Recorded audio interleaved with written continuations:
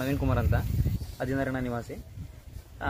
ನಮ್ಮ ಊರಿನ ಚಳಿಗಾಲದ ಅತಿಥಿಯಾದಂಥ ಪರ್ವತದಕ್ಕಿ ಬಾರೆಡೆಡ್ ಗೀಸ್ ಇದು ಮಂಗೋಲಿಯಾ ದಾಟಿ ನಮ್ಮ 16 ಕೆರೆ, ನಮ್ಮ ಕರ್ನಾಟಕದಲ್ಲಿ ಮಾಗಡಿ ಬಿಟ್ಟರೆ ನಮ್ಮ ಮೈಸೂರು ಭಾಗದಲ್ಲಿ ಕಬಿನಿ, 16 ನರಸಾಂಬುದ್ದಿ ಕೆರೆಗಳಲ್ಲಿ ಅತಿ ಹೆಚ್ಚಾಗಿ ಕಾಣಸಿಗುವಂಥ ಚಳಿಗಾಲದ ವಲಸಿಗ ಪಕ್ಷಿ ಬಾರೆಡೆಡ್ ಗೀಸ್, ಪಟ್ಟೆತಲೆ ಹೆಬ್ಬಾತು ಅಂತ ಕನ್ನಡದಲ್ಲಿ ಕರೀತಾರೆ. ನಮ್ಮ ಲೋಕಲಲ್ಲಿ ನಮ್ಮ ಹಿರಿಯರು ಇದನ್ನು ಪರ್ವತದಕ್ಕಿ ಅಂತೇಳಿ ಗುರುತಿಸ್ತಾ ಇದ್ರು.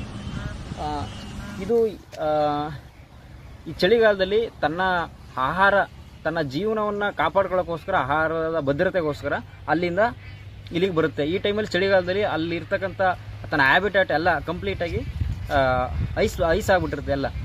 ಆದ್ದರಿಂದ ತನ್ನ ಆಹಾರ ಹುಡ್ಕೊಂಡು ಆಹಾರನ ಆರಿಸಿ ಇಲ್ಲಿಗೆ ಬರುತ್ತೆ. ಈ ಟೈಮಲ್ಲಿ ಇಲ್ಲಿ ವಾತಾವರಣ ಎಲ್ಲ ಪ್ಯಾಡಿ ಎಲ್ಲ ಭತ್ತ ಕಟಾವಾಗಿರುತ್ತೆ ಅಂದರೆ ಅದಕ್ಕೆ ಒಂದು ಒಳ್ಳೆ ಆಹಾರ. ಇಲ್ಲಿ ಪಕ್ಕದಲ್ಲಿ ಕೆರೆ ಇದೆ, ಈ ಕಡೆ ಅದರ ಕೆರೆಯಿಂದ ಕೆಳಗಡೆ ಭತ್ತದ ಗದ್ದ ಇದೆ, ಡ್ರೈ ಲ್ಯಾಂಡ್ಸ್ ಇದೆ. ಈ ಸೀಸನಲ್ಲಿ ಎಲ್ಲ ಕಟಿಂಗ್ ಮತ್ತು ಕೊಯ್ಲು ಆಗಿರೋದ್ರಿಂದ ಒಳ್ಳೆ ಕಾಳು ಸಿಗುತ್ತೆ. ಈ ಟೈಮಲ್ಲಿ ಭತ್ತ ಕಟಿಂಗ್ ಆದಮೇಲೆ ಭತ್ತ ಉದುರಿರ್ತದಲ್ಲ, ಅದೇ ಅದರ ಮುಖ್ಯ ಆಹಾರ. ಮತ್ತು ಅದರಿಂದ ಚಿಗುರು ಬರುತ್ತಲ್ಲ, ಅದು ಕಟಿಂಗ್ ಆದಮೇಲೆ ಅದು ಕೂಡ ಇದ್ರ ಮುಖ್ಯ ಆಹಾರ. ಮತ್ತು ಕಾಳು. ನಾವು ಸ್ವಲ್ಪ ಹಿರಿಯರನ್ನ ಮಾತಾಡಿಸಿ ಇದ್ರ ಬಗ್ಗೆ ಕೇಳಿದಾಗ, ಅಂದರೆ ನಮಗೆ ಒಂದು ಇದ್ರ ಬಗ್ಗೆ ಒಂದು ಮೆಚುರಿಟಿ ಅನ್ನೋದು ಬಂದಿದ್ದೆ, ಒಂದು ಈಗ ಇದ್ರ ಬಗ್ಗೆ ತಿಳ್ಕೊಂಡಿದ್ದೆ ನಾವು ಈಗ ಒಂದು 8-10 ವರ್ಷದ ಹಿಂದೆ. ಅದಕ್ಕಿಂತ ಮುಂಚೆ ನಾವು ಕೇಳಿದ್ವಿ, ನಮಗೆ ಏನು ಇದು ವಸ್ತು ಅನಿಸ್ತಿತ್ತು ಆ ಟೈಮಲ್ಲಿ, ಈಗ 8-10 ವರ್ಷದ ಹಿಂದೆ. ಆವಾಗ ನಾವು ಹಿರಿಯರನ್ನೆಲ್ಲ ಮಾತಾಡಿಸಿ ಅವ್ರುಗಳನ್ನೆಲ್ಲ ನಾವು ಇದ್ರ ಬಗ್ಗೆ ಸ್ವಲ್ಪ ವಿವರವಾಗಿ ಕೇಳಿದಾಗ, ನಾವು ತುಂಬ ವರ್ಷದಿಂದ ನಾವು ಚಿಕ್ಕವರಾಗಿದ್ದನ್ನು ನೋಡ್ತಾ ಇದ್ವಿ, ಇದಕ್ಕಿಂತನೂ ಜಾಸ್ತಿ ಬರ್ತಾ ಇತ್ತು ಅಂತ ಹೇಳ್ತಾ ಇದ್ರು. ನಮಗೆ ಇದೇ ಜಾಸ್ತಿ ಕಾಣಿಸ್ತಾ ಇತ್ತು, ಆದರೆ ಅವರು ಇದಕ್ಕಿಂತ ಜಾಸ್ತಿ ಅಂತ ಹೇಳ್ತಾ ಇದ್ರು. ಅದನ್ನ ಅವ್ರು ಪರ್ವತದಕ್ಕಿ ಅಂತಲೇ ಹೇಳ್ತಾ ಇದ್ರು. ಬಟ್ ನಮಗೆ ಈ ಸ್ಟಡೀಸು ಇದೆಲ್ಲ ನೋಡಿದಾಗ ಅದು ಹಿಮಾಲಯ ಪರ್ವತದಿಂದ ದಾಟಿ ಬರ್ತಾ ಇದೆ. ಅದಕ್ಕೆ ಅಂದರೆ ಆ ಟೈಮಲ್ಲಿ ಏನು ಟೆಕ್ನಾಲಜಿ ಇಲ್ಲದೆ ಟೈಮಲ್ಲಿ ಅವರು ಪರ್ವತದಕ್ಕಿ ಅಂತ ಗುರುತಿಸಿದ್ದಾರೆ ಅಂತ ಯಾವ ರೀತಿ ಗುರುತಿಸಿದ್ರು ನಮಗೂ ಒಂದು ಆಶ್ಚರ್ಯ. ಈ ಲೇಕ್ನ ಕನ್ಸರ್ವೇಷನ್ಗೋಸ್ಕರ ನಾವು ಒಂದು ಗ್ರೂಪ್ನ, ವಾಟ್ಸಪ್ ಗ್ರೂಪ್ನ ಕ್ರಿಯೇಟ್ ಮಾಡಿದ್ದೀವಿ. ಇದರಲ್ಲಿ ಪಕ್ಷಿ ವೀಕ್ಷಕರು, ಪಕ್ಷಿ ತಜ್ಞರು, ಹವ್ಯಾಸಿ ಪಕ್ಷಿ ವೀಕ್ಷಕರು ಎಲ್ಲರೂ ಸಹ ಇದ್ದಾರೆ.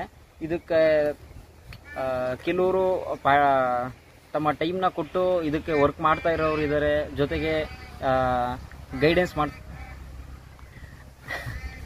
ಏನು ರಿಸರ್ಚ್ಗೆ ಅಂತ ಯಾರಾದರೂ ಬಂದಿದ್ದಾರಾ? ರಿಸರ್ಚ್ ಅಂತ ಬಂದಿದ್ದಾರೆ.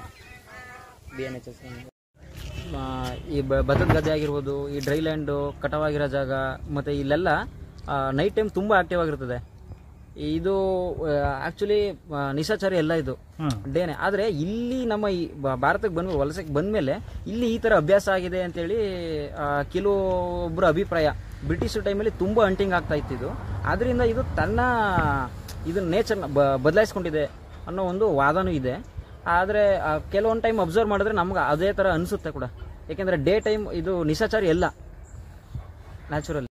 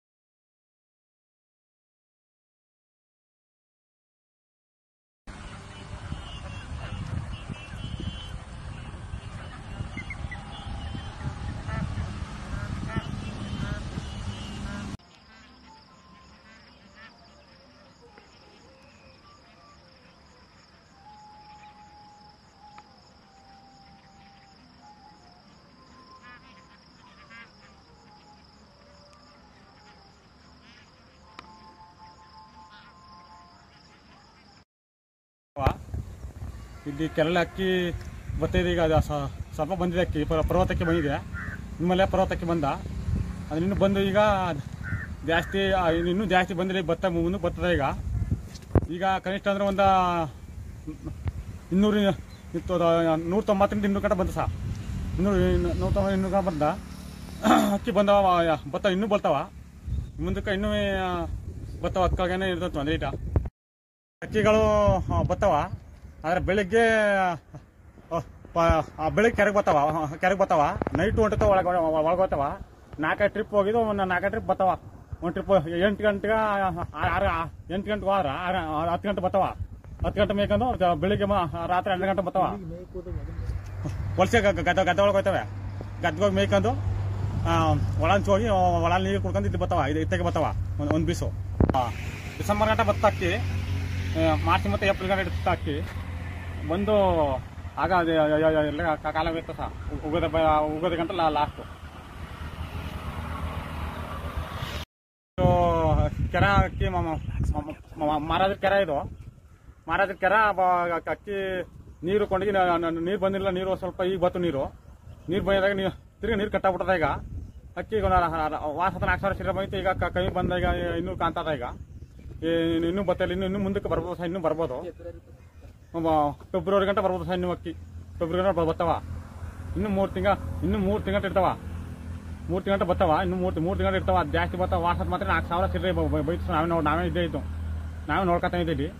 4,000 ಚಿಲ್ಲರೆ ಬಂದಿತ್ತು. ಅದ್ರ ಅಕ್ಕಿ ಇದು ಮಹಾರಾಜರು 2,260 ಎಕರೆ ಅದ. ಇದು ಕೆರೆ ಇದು. ನೀರು ಮಾತ್ರ ಕಮ್ಮಿ ಆಗಲ್ಲ. ಇದು ಯಾವಾಗಲೂ ಹೆಚ್ಚು ಕಡಿಮೆ ಇನ್ನೊಂದು 6 ತಿಂಗಳ ನೀರು ಹಿಂಗೆ ಇರ್ತದೆ. ಹೋಗಲ್ಲ ನೀರು ಮಾತ್ರ ಹೋಗಲ್ಲ. ಅಕ್ಕಿ ಮಾತ್ರ 4 ತಿಂಗಳ ಇರ್ತದ. ಬರ್ಬೋದು. ಇನ್ನೂ ಜಾಸ್ತಿ ಬರ್ತಾ ಇರ್ತದೆ ಅಕ್ಕಿ. ಬಂದು ನೋಡ್ಬೋದು ಸರ್. ಏನು ತೊಂದರೆ ಇಲ್ಲ ಅಲ್ಲ ಸರ್. ಇದು ಅಕ್ಕಿ ಬರ್ತಾವಲ್ಲ. ಈಗ ಅಕ್ಕಿ ಬಂತ ಕೊಂಡಾಗ 3 ತಿಂಗಳು ನಾವು ಮೀಡಾಗಿಲ್ಲ. ನಾವು ಇಲ್ಲಿ ಕೆರೆಯಲ್ಲಿ ಬಲ ಬಿಡೋಗಿಲ್ಲ. ಒಂದೇನು ಮಾಡಿ ಏನು ಮಾತಾಡೋಗಿಲ್ಲ. ಒಂದು ಗ್ಲಾಜು ಪಾಜಲ್ಲಿ ಇರ್ತಾರೆ. ದಿಕ್ಕಪ್ಪಲ್ಲ ಗಾಜ್ನಲ್ಲಿ ಇರ್ತಾರೆ. ಇಲ್ಲಿ ನಾವು ಯಾರು ಕೇಳೋರು ಕೊಂಡೋಗಿ ನೈಟು ದಿಕ್ಕಪ್ಪಲ್ಲ ಹೊಲ್ಸ್ ಮಾಡಾಕ್ತಾರೆ. ಇಲ್ಲಿ ನಾವು ಯಾರು ಕೊಂಡೋಗಿ ನಾವು ಇಲ್ದಾಗೆಲ್ಲ ಮಾಡ್ತಾರೆ. 8 ಗಂಟೆ 9 ಗಂಟೆ ಮಕ್ಕಳ ಮೇಲೆ ಕೊಂಡು ಎಣ್ಣೆ ಹೊಡಕ್ ಬರ್ತಾರೆ. ಈಗ ಹೊಡೆದ್ಬಿಟ್ಟು ಒಂದು ಗಾಸ್ ಮಾಡ್ತಾರೆ. ಇಲ್ಲಿ ಅಕ್ಕಿ ಪಕ್ಕಿ ಅಕ್ಕಳೆಲ್ಲ ಕುಂತ್ಕೋತಾವ ಬಂದು ಇದು ಎಣ್ಣೆ ಹೊಡೆದವ ಇದು ಮಾಡೋದು. ಆಮೇಲೆ ನಾವು ಇರಲ್ಲ ಟೈಮಲ್ಲಿ ಈ ಥರ ಎಲ್ಲ ಮಾಡ್ತಾರೆ ಸಹ. ಈ ಥರ ಎಲ್ಲ ಮಾಡಿದಾಗ ನಮ್ಗೆ ಹಾಗೆ ಎಲ್ಲ ಗಲೀಜಾಗದ. ಇಲ್ಲಿ ನಾವು ಬರ್ತಾ ಇರ್ತೀವಿ ಡೈಲಿ. ನಾವು ನೋಡಿದಾಗ ನಮ್ಗೆ ಮಾತ್ರ ಬೇಜಾರಾಯ್ತದ. ಬಂದು ಇದೆಲ್ಲ ಮಾಡ್ತಾರೆ. ಅಕ್ಕಳೆಲ್ಲ ಬರ್ತಾವ. ಈಗ ಬೇರೆ ದೇಶದಿಂದ ಬರ್ತಾವ. ಸುಮಾರು ಒಂದು 20,000 ಕಿಲೋಮೀಟ್ರಿಂದ ಬರ್ತಾವ.